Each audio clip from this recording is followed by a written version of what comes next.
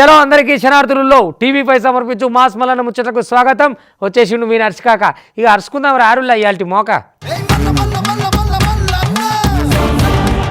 షబాబాబా ఇక ఎవరికి వచ్చినా ఈ జగన్కి రాదులా. రే రే రే 16 వద్దులకు వచ్చింది అంగన్వాడీల పరిస్థితి. అయితే ఇక ఆఖరికి ఎమ్మెల్యేల చుట్టూ లీడర్ల ఇండ్ల చుట్టూ కూడా చుట్టుముట్టిరు. ఇక ఇట్లా కూడా వినపడతట్లేదని గిన్నెలు గంటలు తెచ్చి గలగల గలగల అని వచ్చినా కూడా జగనాలు చెవులు అయితే వినపడతలేవు, కళ్ళు అయితే కనపడతలేవు. అరే వాళ్ళకి అంత అవస్థలు ఉన్నారా అంటే నువ్వు ఎందుకు ఈ వ్యవస్థ నడిపించేది? మరి నువ్వు ముఖ్యమంత్రి ఎందుకు? ఇదంతా ఎందుకు కథ?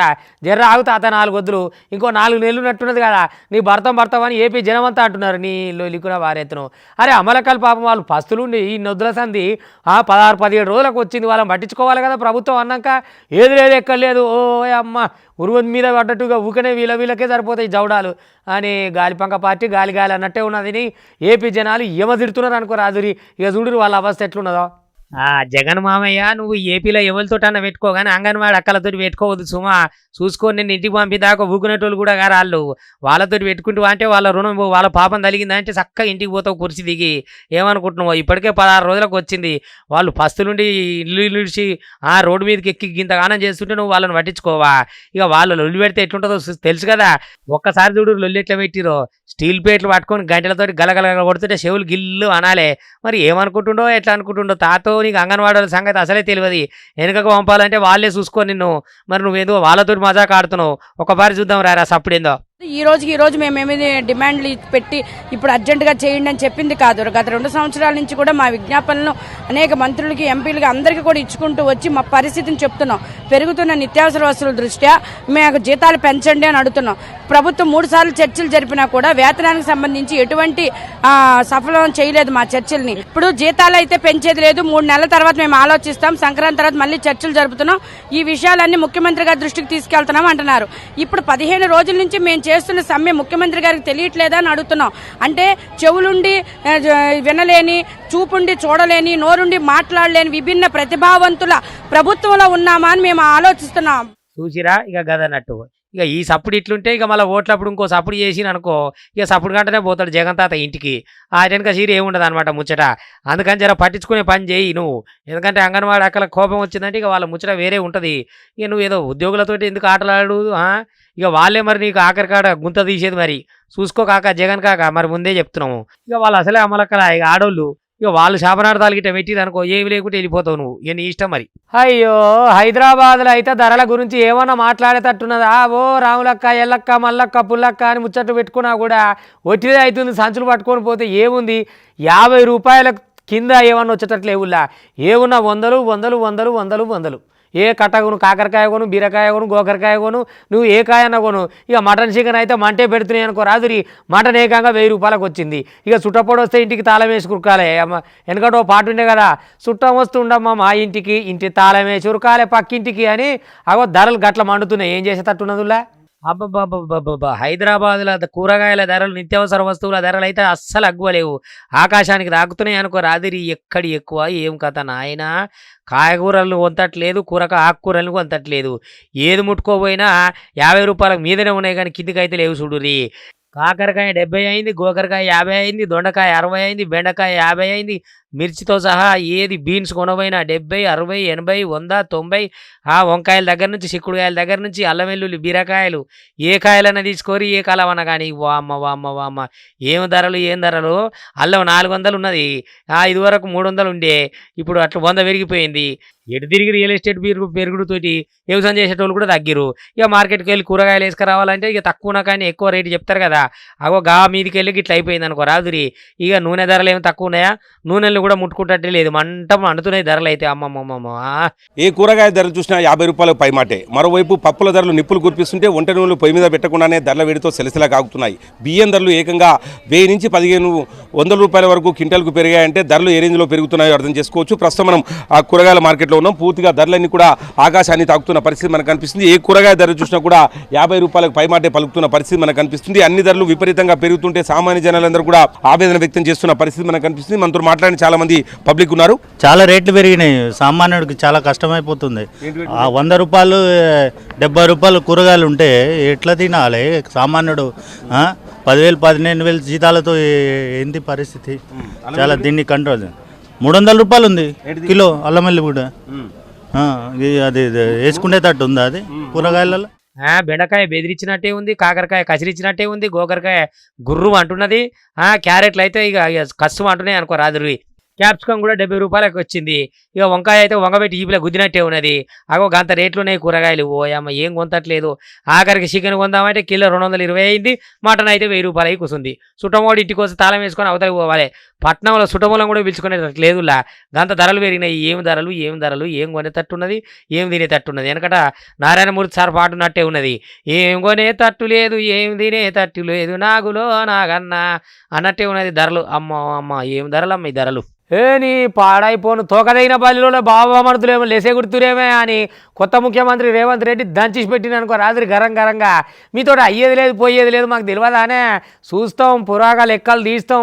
ఆ కాళేశ్వరం ఏంది, ఆ కథ ఏంది, కార్ఖానా ఏంది, ఆ కమిషన్లు ఏంది మొత్తం అంతా బయటకు వస్తుంది. ఉరుకులాడకురు తాత ఏదో బాబామర్దులు కలిసి బడి కాడినట్టు చేస్తున్నందుకు అసెంబ్లీలో అని చెప్పి సరిపోనే అరుచుకొచ్చిండు అన్నట్టు.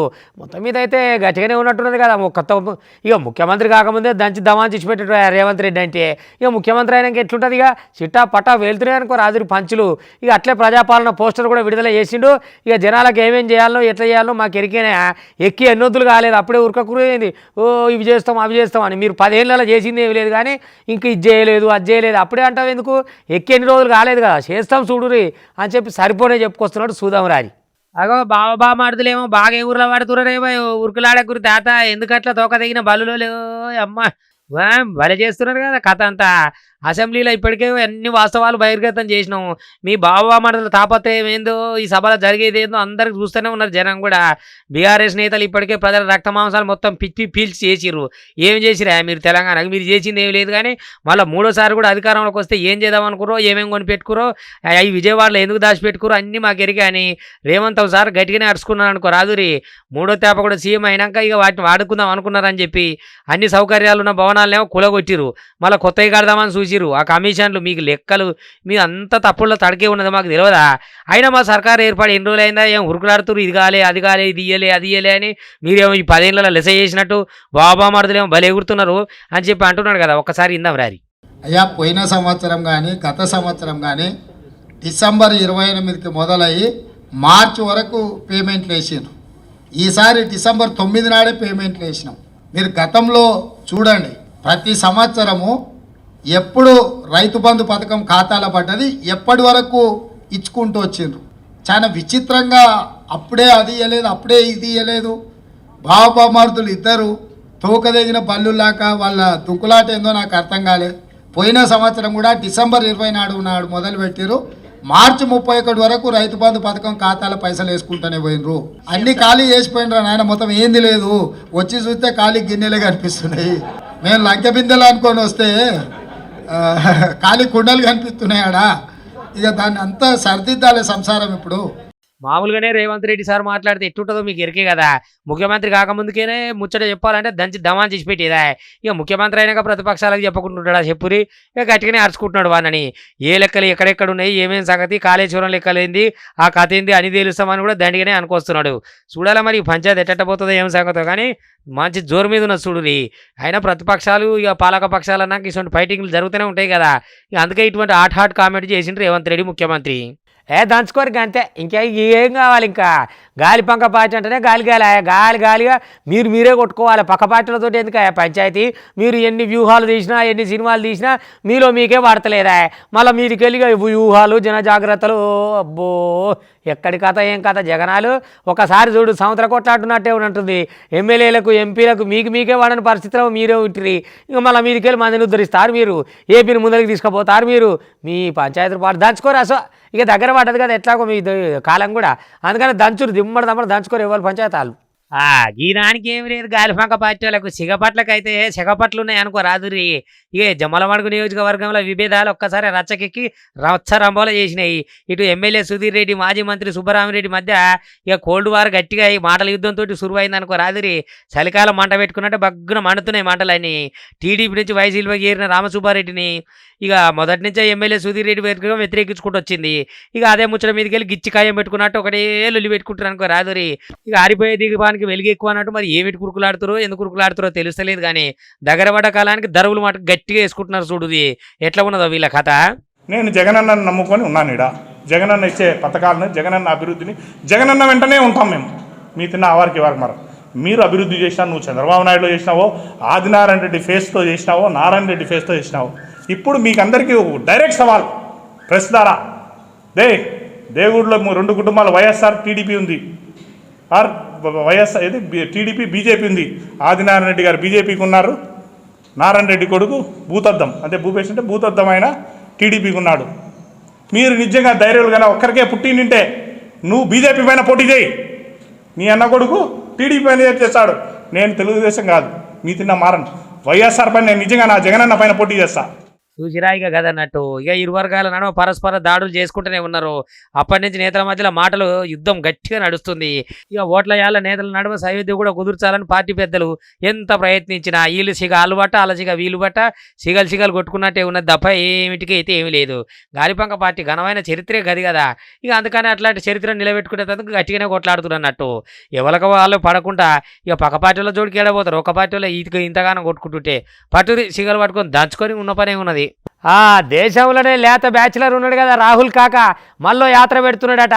ఇక జోడో యాత్ర అయిపోయింది కదా, మళ్ళీ అది అయిపోయాక ఇప్పుడు ఏం పెడుతున్నాడు, భారత్ న్యాయ యాత్ర పెడుతున్నాడు. ఇక ఇది ఏనే నుంచి తిరుగుతుంది, ఎట్లా తిరుగుతుంది, దీని ఉద్దేశం ఏంది, దీని కథ ఏందంతా వెనకసీరు చెప్పుకొస్తాడట. మొత్తం యాత్ర మీద పెట్టి ఇక దేశ భవిష్యత్తు ఏందో, కథ కాంగ్రెస్ ఏందో తెలుస్తా అని చెప్పని రాహుల్ కాక మళ్ళీ బయలుదేరిండు అనుకో రాదురి. ఇక వచ్చే జనవరిలో సురువు అవుతుందట యాత్ర. మరి ఆ యాత్ర విషయాలు ఏందో ఏం కథో అరుచుకొద్దాం రారి పురాగా. ఆహో రాహుల్ కాక మళ్ళీ సురువు చేస్తున్నాడు కదా, యాత్రకు రెడీ అవుతున్నాడు. భారత్ జోడో యాత్ర ముగింపు అయిపోయింది కదా. ఇక ఈ పేపర్ 2024 జనవరి 14 నుంచి మార్చి 30 దాకా ఒక యాత్ర పెడుతున్నాడు, భారత్ న్యాయయాత్ర.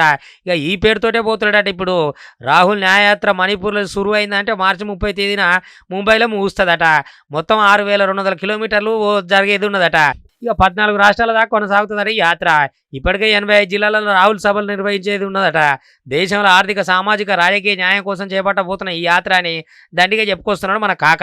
ఇక అందుకే భారత్ న్యాయయాత్ర అనే పేరు కూడా పెట్టిరట కాంగ్రెస్ పార్టీ వాళ్ళు. ఇక ఇటు బస్సు యాత్ర, పాదయాత్ర కూడా కొనసాగుతుందని కాంగ్రెస్ పార్టీ ప్రధాన కార్యదర్శి కేసీ వేణుగోపాల్ కూడా చెప్పుకొచ్చిండు. Rahul Gandhi is doing a yatra with the great experience from the first Bharat Jodo Yatra.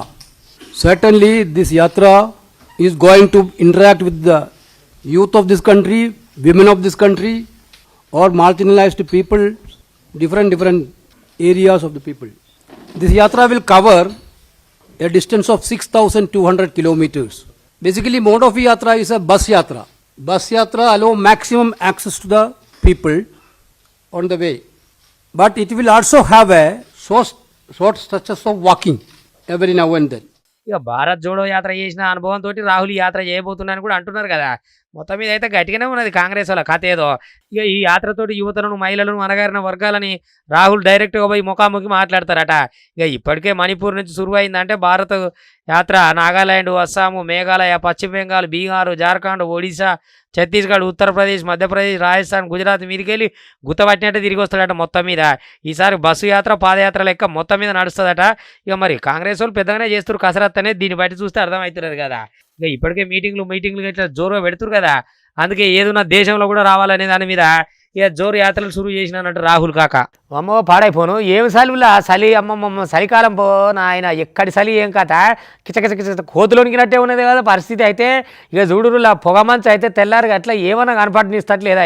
Road పట్టి పోయేటోళ్ళు 7 బండ్లు అన్నీ ఆపుకొని సప్పుడు అంట లేవెట్టుకుంటున్నారు. సూర్యుడేమో వస్తలేడు, ఎందుకనంటే మంచంతా అట్లా చుట్టేస్తున్నది అన్నట్టు.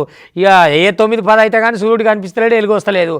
అగో గంత మంచు ఉన్నదిలా, ఏ జిల్లాకు ఆ జిల్లా అసలు ఏడబోయినా మంచే ఉన్నది తెల్లారుగా అట్లా. అబ్బాబ్బాబ్బా చలి దిక్కు చలి పెడుతున్నది, చెద్దరు కప్పుకున్నది ఆల్తలేదు చలి. అవో గట్లున్నది పరిస్థితి చలి గురించి. ఇక మరి ఇక చూద్దాం రా ఒక పారి పొగ మంచు కథ ఏందో. అబ్బబ్బబ్బబ్బబ్బ తెల్లారి గట్లా చూడాలి. పల్లె పొలిమేరలు అన్నీ పొగ మంచుతోటి నిండిపోయినాయి అనుకో రాత్రి. అది ఏమి కనపడకుండా, ఎక్కడ కనపడకుండా పొలాలు, ఇండ్లు, పుండ్లు, కొండలు, గుట్టలు ఏవి కనిపించకుండా పొగ మంచు నిండా నిండిపోతున్నది. ఇక వచ్చిపోయే బండ్లకైతే చాలా అవస్తున్నది. ఇక జనాలు అయితే చెద్దర్లు కప్పుకొని, కుళ్ళలు పెట్టుకొని, చలికోట్లు వేసుకున్న చలి తగ్గేటట్టు లేదు. ఓ దిక్కు చలి, ఓ దిక్కి పొగ మంచు. అమ్మమ్మమ్మమ్మ ఎంత ఆగమున్నది అంటే మొత్తం ఇటు ఖమ్మం తీసుకున్నా, మెదక్ తీసుకున్నా, జిల్లాలు ఏవి తీసుకున్నా, పల్లెలు ఏవి తీసుకున్నా, గలీలు ఏవి తీసుకున్నా లొల్లి మాత్రం మంచుతోటే ఉన్నది. ఇక పిల్లలైతే బయటికి కూడా వెళ్తలేరు అనుకో రాదురి. ఇక ఇటు బండ్ల మీద పోరగాలను బడికి తీసుకుపోయేటోళ్ళకు ముసలి ముడిగోళ్ళకు ఎక్కడ అవస్థ ఏం కథ నాయన మామూలు నాది కథ అంతా ఒక పారి అరుచుకుందాం రారి పొగ మంచి ఎట్లున్నది ఏం సంగతి అనేది. ఫుల్ ఏం కనిపిస్తలేదు. ఆ బండ్లు వచ్చేటప్పుడు అయితే మాకు ఆ ఇండికేటర్లు చూసుకుంటూ వచ్చి మెల్లగా రావాల్సి వస్తుంది. కనీసం 30-40 స్పీడే రావాల్సి వస్తుంది. ఏం కనిపిస్తలేదు. చూసిండ్రా అగో కాదన్నట్టు. ఇక ఖమ్మం నగరం అయితే మంచుతో మొత్తం మంచు ముద్దే అయిందనుకో రాదురి. నగరవాసులు మొత్తం వింత అనుభూతి కలిగించిందట. ఇక రోజు ఈ ఖమ్మం నగరాన్ని మంచు అంతా కప్పేస్తుంది అనుకో అది చెదర కప్పినట్టు. ఇక మీటర్ పరిధిలో వస్తువులు కూడా ఏం దగ్గర కనిపిస్తలేవట. అగో గంత సిమచీకటి ఉన్నదని అనుకొస్తున్నారు అనుకో రాదురి. ఇక ఒక్క ఖమ్మం జిల్లేనా అన్ని జిల్లాలకు అట్లే ఉంది. తెలంగాణ అంతా చెద్దరేసినట్టే ఉన్నది అనుకో రాదురి. చలి పొగేసి కమ్మినట్టే ఉన్నది మొత్తం మీద అయితే. ఇక గివన్నట్టు వాళ్ళ టీవీ5 సమర్పించు మాస్ మలన ముచ్చట్లు చూస్తూనే ఉండిరి. మళ్ళీ రేపు ఇది వరదాకా మీ టీవీ5 ఇగుంటా.